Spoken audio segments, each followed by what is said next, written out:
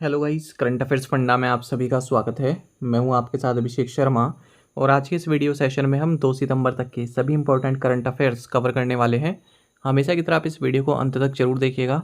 आज भी आपको काफ़ी कुछ जानने के लिए मिलेगा। साथ ही गाइस, इस सेशन को शुरू करने से पहले आप सभी को बताना चाहूँगा, यदि आप हमारे daily current affairs PDF, weekly PDF, monthly PDF और हर महीने के banking and economic awareness PDF चाहते हैं तो करंट अफेयर्स फंडा का 1 ईयर मेंबरशिप प्लान आप ज्वाइन कर सकते हैं, जिसका लिंक आपको वीडियो के डिस्क्रिप्शन में या फिर फर्स्ट कमेंट में मिल जाएगा। आपको बता दें, इस 1 ईयर मेंबरशिप प्लान के तहत जितना भी हमारा PDF कंटेंट है वो हम आपको 1 साल तक प्रोवाइड कराते हैं, जिसे आप डाउनलोड कर सकते हैं, प्रिंट आउट भी निकलवा सकते हैं। इसके लिए चाहे तो आप करंट अफेयर्स फंडा ऐप को यूज़ कर सकते हैं या फिर अपने लैपटॉप या सिस्टम की मदद से वेब लॉगिन भी कर सकते हैं। कोई भी आपका एग्ज़ाम हो, बैंकिंग, SSC, रेलवे या फिर स्टेट PCS, जहाँ पर भी जनरल अवेयरनेस या करंट अफेयर्स पूछे जाते हैं, सभी एग्ज़ाम्स के लिए हमारा PDF कंटेंट काफ़ी यूज़फुल है। तो कोई भी अगर आपका डाउट है हमारे इस PDF कोर्स से संबंधित तो आप कमेंट बॉक्स में अवश्य लिखिएगा। चलिए फिर करते हैं शुरुआत इस वीडियो सेशन की। सबसे पहले आज का क्वेश्चन देख लेते हैं, जिसका आंसर आपको अभी कमेंट बॉक्स में करना है। Where is the Rani Jhansi marine national park located? Rani Jhansi marine राष्ट्रीय उद्यान कहाँ स्थित है? कई बार अलग अलग एग्जाम्स में क्वेश्चन पूछा जा चुका है, इसलिए इसका आंसर आप जरूर कीजिएगा। ऑप्शंस देख लेते हैं, गोवा, पुडुचेरी, लक्षद्वीप या फिर अंडमान एंड निकोबार। तो जल्दी से आप आंसर कर दीजिए, फिर हम आगे बढ़ते हैं। इसी तरह के क्वेश्चन से यदि आप प्रैक्टिस करना चाहते हैं तो हमें टेलीग्राम पर ज्वाइन कर लीजिए। करंट अफेयर्स फंडा नाम से हमारा टेलीग्राम चैनल है।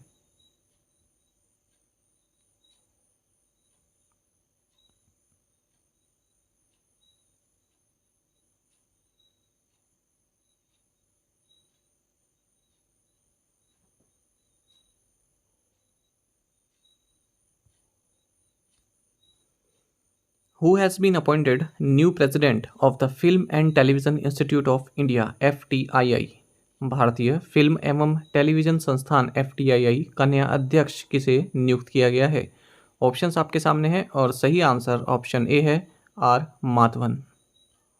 आपको जानना चाहिए, ministry of information and broadcasting ने एक्टर R माधवन को film and television institute of India FTII society का प्रेसिडेंट, साथ ही गवर्निंग काउंसिल का चेयरमैन नियुक्त किया है। इनसे पहले इस पद पर शेखर कपूर थे, जिनका कार्यकाल 3 मार्च 2023 को एंड हो गया। आपको जानना चाहिए FTII सोसाइटी के बारे में। इसको हेड करते हैं चेयरमैन और 12 नॉमिनीज भी होते हैं, जिनमें से 8 को पर्सन्स ऑफ एमिनेंस कैटेगरी के तहत नॉमिनेट किया जाता है, वहीं बाकी के 4 FTII एल्यूमिनस होते हैं। ये पुणे स्थित संस्थान है। इसकी स्थापना 1960 को हुई थी। सेंट्रल गवर्नमेंट ने अनाउंस किया है कि इसका एक सेंटर अरुणाचल प्रदेश में भी स्थापित किया जाएगा। Who is the first women CEO and chairperson of the railway board? Railway board की पहली महिला CEO और अध्यक्ष कौन है? ऑप्शंस आपके सामने हैं। सही आंसर ऑप्शन डी है, जया वर्मा सिन्हा। आपको जानना चाहिए, गवर्नमेंट ऑफ इंडिया ने जया वर्मा सिन्हा को रेलवे बोर्ड की चेयरपर्सन एंड CEO नियुक्त किया है। इनका टेन्योर 31 अगस्त 2024 तक रहेगा। ये इस पद पर अनिल कुमार लाहौती को सक्सीड कर रही हैं। महत्वपूर्ण फैक्ट ये है कि रेलवे बोर्ड की 118 साल के इतिहास में पहली बार कोई महिला इसकी चेयरपर्सन और CEO बनी है। रेल बोर्ड की स्थापना 1905 में हुई थी। In which month national nutrition month is celebrated? राष्ट्रीय पोषण माह किस महीने मनाया जाता है? ऑप्शंस आपके सामने हैं। सही आंसर ऑप्शन डी है, सितंबर। देखिए, ministry of women and child development ये 1 से 30 सितंबर के बीच 6वां राष्ट्रीय पोषण माह सेलिब्रेट कर रही है। इस साल इस राष्ट्रीय पोषण माह का ऑब्जेक्टिव है कि लाइफ साइकिल अप्रोच के थ्रू जो भी मेल न्यूट्रिशन की प्रॉब्लम है उसको टैकल करना। आपको जानना चाहिए, इस बार राष्ट्रीय पोषण माह का थीम है सुपोषित भारत, साक्षर भारत, सशक्त भारत। इंग्लिश में कहें, nutrition rich India, educated India, empowered India. पोषण की फुल फॉर्म होती है prime ministers overarching scheme for holistic nutrition. ये जो पोषण अभियान है, इसका मकसद है 6 साल तक के बच्चे, प्रेग्नेंट वीमेन, लैक्टेटिंग मदर्स, इनमें जो न्यूट्रिशनल नीड है उनकी आपूर्ति करना। गवर्नमेंट ऑफ इंडिया ने नेशनल न्यूट्रिशन मिशन को जो है पोषण अभियान के रूप में 8 मार्च 2018 को लॉन्च किया था, ताकि देश में जो मेलन्यूट्रिशन की प्रॉब्लम है उसको एड्रेस किया जा सके। When is the world coconut day celebrated? विश्व नारियल दिवस कब मनाया जाता है? ऑप्शंस आपके सामने हैं। सही आंसर ऑप्शन बी है 2 सितंबर। वर्ल्ड कोकोनट डे हर साल 2 सितंबर को मनाया जाता है। इस बार वर्ल्ड कोकोनट डे 2023 का थीम है sustaining coconut sector for the present and future generation. आपको जानना चाहिए इसकी हिस्ट्री की अगर हम बात करें तो 2 सितंबर 1969 को एशियन पैसिफिक कोकोनट कम्युनिटी की स्थापना की गई थी और इस ऑर्गेनाइजेशन ने डिक्लेयर किया था कि 2 सितंबर को वर्ल्ड कोकोनट डे मनाया जाएगा। साल 2009 में जो है वर्ल्ड कोकोनट डे बनाया गया था इस ऑर्गेनाइजेशन की 40th एनिवर्सरी के मौके पर। आपको जानना चाहिए Bharat largest coconut producing country है और सेकंड लार्जेस्ट है इन टर्म्स ऑफ प्रोडक्टिविटी। कहीं कहीं आपको इंडोनेशिया भी देखने के लिए मिलेगा कि लार्जेस्ट प्रोड्यूसिंग कंट्री है, पर ये मैं आपको PIB के थ्रू बता रहा हूँ कि Bharat largest coconut producing country है। भारत में अगर हम लीडिंग स्टेट्स की बात करें कोकोनट के मामले में तो कर्नाटक, तमिलनाडु और केरल है। Utkela airport was inaugurated in which state? Utkela हवाई अड्डे का उद्घाटन किस राज्य में किया गया? ऑप्शंस आपके सामने हैं। सही आंसर ऑप्शन ए है उड़ीसा। जानिएगा minister of civil aviation Jyotiraditya M Scindia और minister of civil aviation MOS general Vijay Kumar Singh retired, इन्होंने उत्केला एयरपोर्ट जो कि कालाहांडी डिस्ट्रिक्ट उड़ीसा में है इसको इनोग्रेट किया है। साथ ही उत्केला और भुवनेश्वर के बीच में डायरेक्ट फ्लाइट को भी इनोग्रेट किया है या उसको हरी झंडी दिखाई है। Utkela airport government of Orissa द्वारा ओन्ड है। अच्छा, बाकी आप जानते हैं उड़ीसा में एक मेजर इंटरनेशनल एयरपोर्ट है बीजू पटनायक इंटरनेशनल एयरपोर्ट, भुवनेश्वर में है ये। The G20 Pandemic Fund has approved what amount of fund proposal for strengthening the animal health system in India? G20 महामारी कोष ने भारत में पशु स्वास्थ्य प्रणाली को मजबूत करने के लिए कितनी राशि के फंड प्रस्ताव को मंजूरी दी है? ऑप्शंस आपके सामने है। सही आंसर ऑप्शन डी है 25 मिलियन US डॉलर। आपको जानना चाहिए कि भारत में एनिमल हेल्थ सिस्टम को स्ट्रेंथ करने के लिए, मजबूती देने के लिए G20 पैंडेमिक फंड ने department of animal husbandry and dairying government of India का जो 25 मिलियन US डॉलर का प्रपोजल है उसको अप्रूव कर दिया है।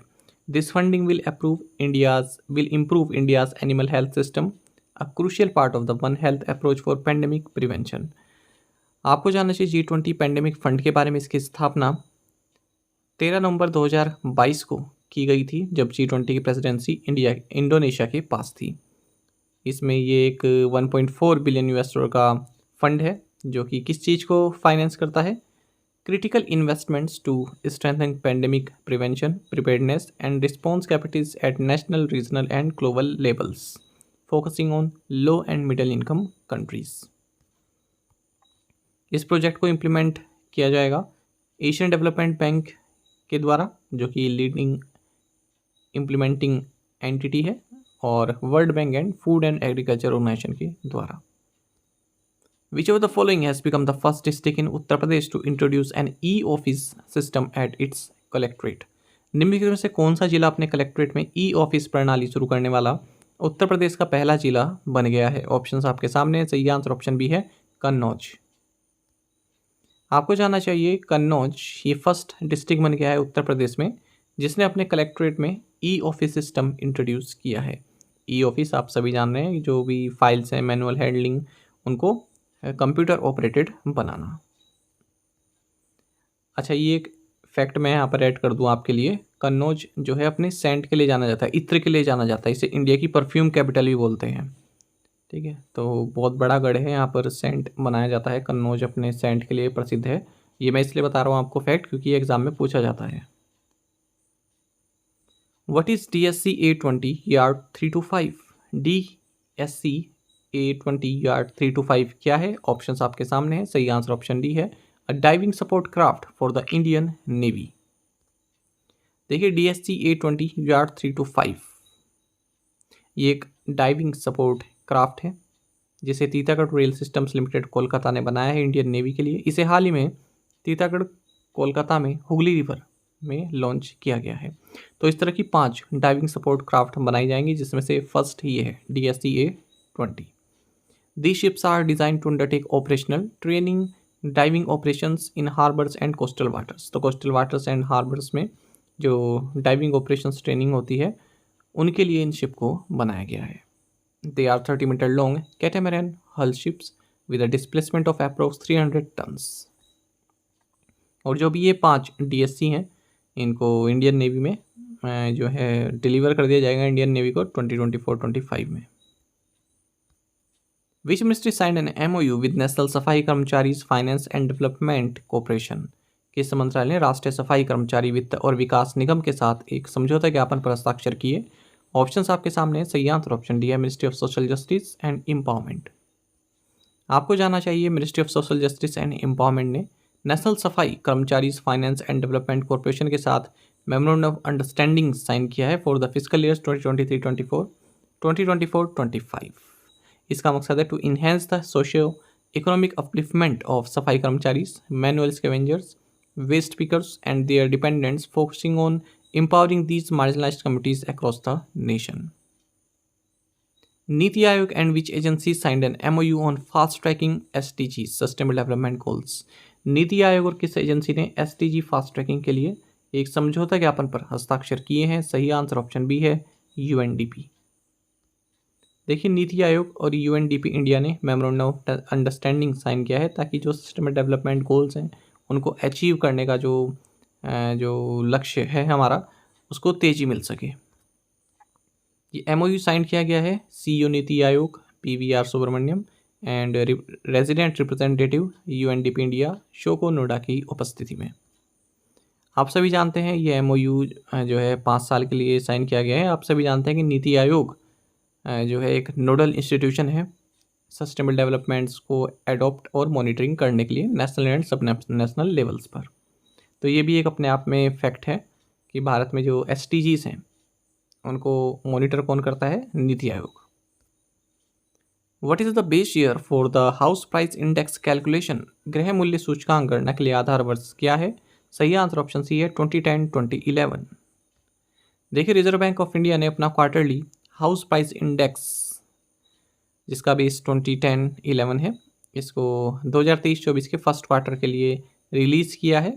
इसमें जो डेटा लिया गया है वो 10 मेजर सिटीज़ से लिया गया है, अहमदाबाद, बेंगलुरु, चेन्नई, दिल्ली, जयपुर, कानपुर, कोच्चि, कोलकाता, लखनऊ एंड मुंबई। तो याद रखिएगा क्वार्टरली रिलीज़ किया जाता है हाउस प्राइस इंडेक्स किसके द्वारा? रिजर्व बैंक ऑफ इंडिया के द्वारा। तो जो ऑल इंडिया HPI ग्रोथ है ईयर ऑन ईयर बेसिस पर ये 5.1% रही है फर्स्ट क्वार्टर में, जबकि प्रीवियस क्वार्टर में ये 4.6% थी और एक साल पहले 3.4% थी। तो ग्रोथ हुई है यहाँ पर देखने के लिए मिली है। और हाईएस्ट ग्रोथ 14.9% रही दिल्ली में, वहीं कॉन्ट्रैक्शन देखने को मिला है कोलकाता में 6.6%। अगर हम सिक्वेंशियल बेसिस पर देखें तो ऑल इंडिया HPI ये 2.6% इंक्रीज़ हुई है फर्स्ट क्वार्टर में और 8 ऑफ द 10 सिटीज़ 10 में से 8 सिटीज़ में जो हाउसिंग रजिस्ट्रेशन प्राइस हैं वो इंक्रीज़ देखने के लिए मिला है, उनमें इंक्रीज़ देखने को मिला है। Which ministry partnered with FICCI, CII and PSDCCI to organize the national conclave titled Unleashing the Potential of Agri-Tech Startups for the Benefit of Farmers? किस मंत्रालय ने किसानों के लाभ के लिए एग्रीटेक स्टार्टअप की क्षमता को उजागर करना शीर्षक से राष्ट्रीय कॉन्क्लेव आयोजित करने के लिए FICCI, CII और PSDCCI के साथ भागीदारी की है? ऑप्शंस आपके सामने है, सही आंसर ऑप्शन डी है मिनिस्ट्री ऑफ एग्रीकल्चर। आपको जानना चाहिए ministry of agriculture and farmers welfare ने FICCI, CII एंड PSDCCI के साथ मिलकर एक नेशनल कॉन्क्लेव ऑर्गेनाइज की है न्यू दिल्ली में। इस कॉन्क्लेव का नाम है unleashing the potential of agritech startups for the benefit of farmers. FICCI का मतलब आप जानते हैं federation of Indian chambers of commerce and industry, CII यानी कि confederation of Indian industry, PSDCCI मतलब PSD chamber of commerce and industry.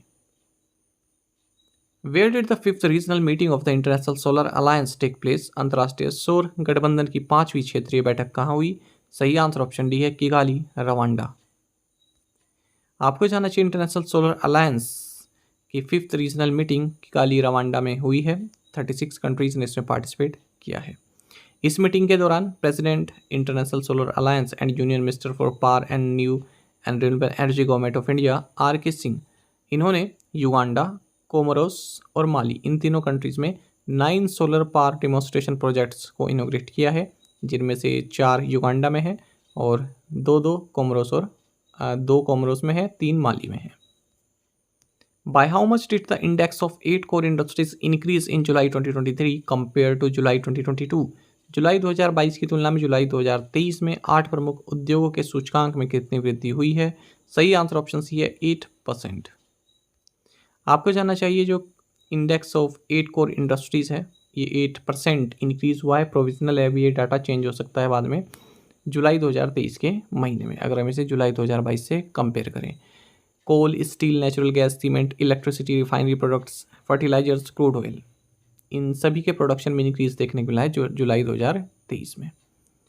आप सभी जानते हैं जो इंडेक्स ऑफ 8 कोर इंडस्ट्रीज़ है, इसमें जो 8 कोर इंडस्ट्रीज़ हैं जिनका अभी मैंने नाम लिया, इनकी combined and individual performance measure की जाती है। जो 8 कोर इंडस्ट्रीज़ हैं ये इंडेक्स ऑफ इंडस्ट्रियल प्रोडक्शन में जितने भी आइटम्स आते हैं उनमें 40.27% वेटेज रखता है। अच्छा, अगर हम बात करें अप्रैल 2023 की, तो इसका जो फाइनल डेटा है उसमें जो फाइनल ग्रोथ रेट है अप्रैल 2023 की, इसको रिवाइज किया गया है, 4.6% इसको बताया गया है। पहले प्रोविजनल बताई गई थी 3.5%, लेकिन अब कितनी है 4.6%। अप्रैल से जुलाई 2023-24 के बीच जो ग्रोथ रही है इसमें 6.4% रही है। How many years of successful implementation did PM Jan Dhan योजना कंप्लीट इन अगस्त 2023? अगस्त 2023 में पीएम जन धन योजना के सफल क्रियान्वयन के कितने वर्ष पूरे हुए? सही आंसर ऑप्शन बी है 9 ईयर्स।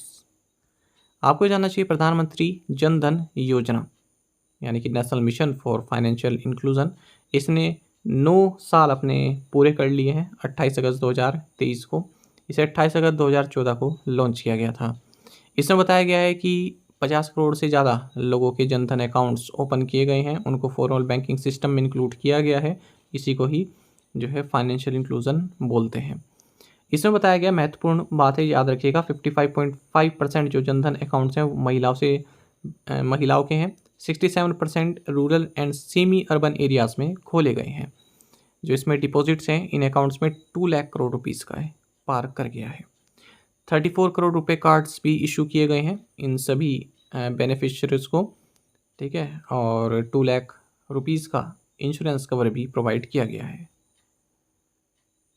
प्रधानमंत्री जनधन योजना का मकसद क्या है? फाइनेंशियल इंक्लूजन को बढ़ाना। फाइनेंशियल इंक्लूजन मतलब banking, savings and deposit accounts, remittance, credit, insurance, pensions, ये सभी सर्विसेज प्रोवाइड कराना।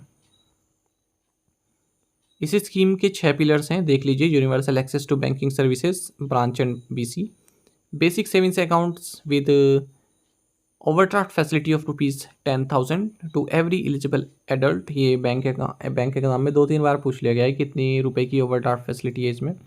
Financial literacy programme, promoting savings, use of ATMs, getting ready for credit, ये सभी। Creation of credit guarantee fund to provide banks some guarantee against defaults. Insurance, तो इसमें accident cover up to ₹1 lakh and life cover of ₹30,000 on account open between 15 August 2014 to 31 January 2015। ये सभी सुविधाएं इसमें रही। Pension scheme for unorganised sector, तो ये सभी 6 पिलर्स हैं। देखिए आज भी एग्जाम में जो 2015, 16, 17 में स्कीम्स, जो मेजर स्कीम्स लॉन्च की गई थी, उनसे क्वेश्चन आज भी बनते रहते हैं। लेटेस्ट वाले से तो कम आते हैं, बल्कि ये ज़्यादा पूछे जाते हैं। तो ये स्कीम जो है महत्वपूर्ण है, हमेशा जो है सदाबहार स्कीम है, क्वेश्चन पूछे ही जाते हैं यहाँ से।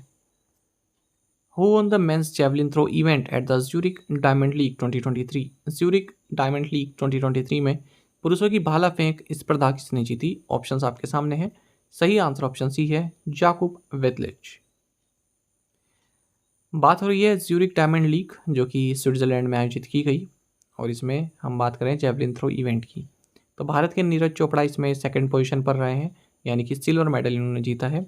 गोल्ड मेडल चेक रिपब्लिक के जाकुब वेदलिच ने जीता है। इनका जो थ्रो था, बेस्ट थ्रो, वो 85.86 मीटर का रहा है।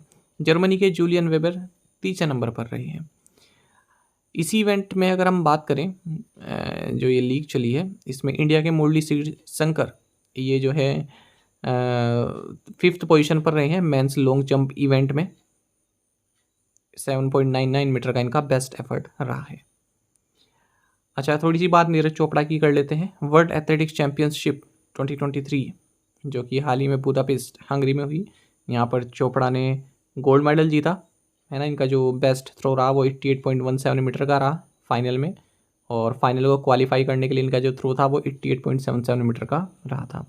मई 2023 में इन्होंने दोहा डायमंड लीग में भी जो है टॉप किया था 88.67 मीटर थ्रो के साथ। और इसी महीने मई 2023 में ही ये पहली बार जो है फर्स्ट पोजीशन पर पहुंचे थे जेवलिन थ्रो रैंकिंग्स में। नीरज चोपड़ा का जो बेस्ट थ्रो है वो एक नेशनल रिकॉर्ड है 89.94 मीटर का। प्रीवियस असाइनमेंट क्वेश्चंस के आंसर देखेंगे। When is the international day for people of African descent celebrated? August 31st। Amit Shah inaugurated National Security Strategy Conference 2023 in which city? New Delhi.